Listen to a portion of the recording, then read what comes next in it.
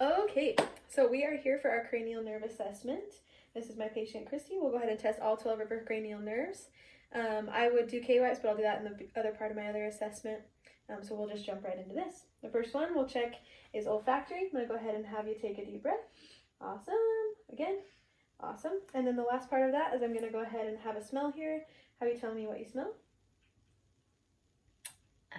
Chocolate. Oh, good choice.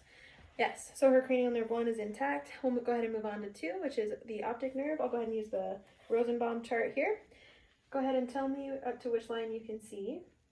The very bottom. Awesome. Go ahead and read it for me. 4, 2, 8, 7, 3, 9,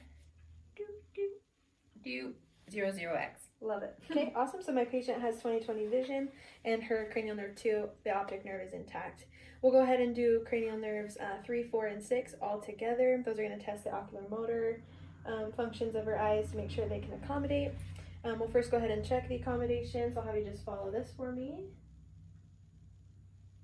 Awesome. Great job. Diagonal. Okay. Awesome. And then that's the last thing. I'll bring it into your nose. Good job.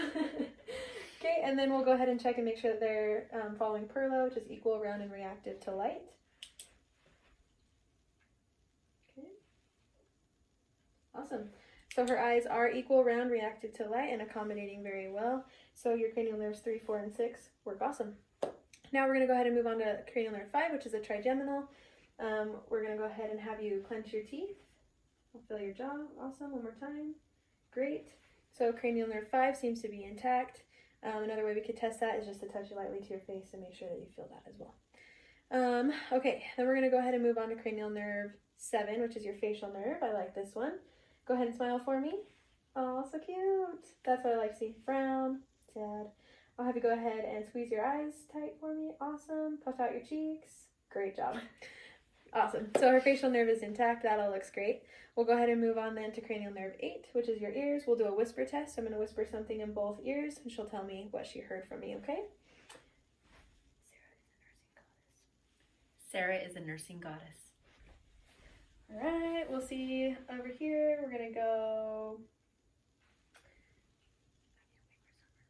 I can't wait for summer. I love it. Great job. I know, so true. Yes.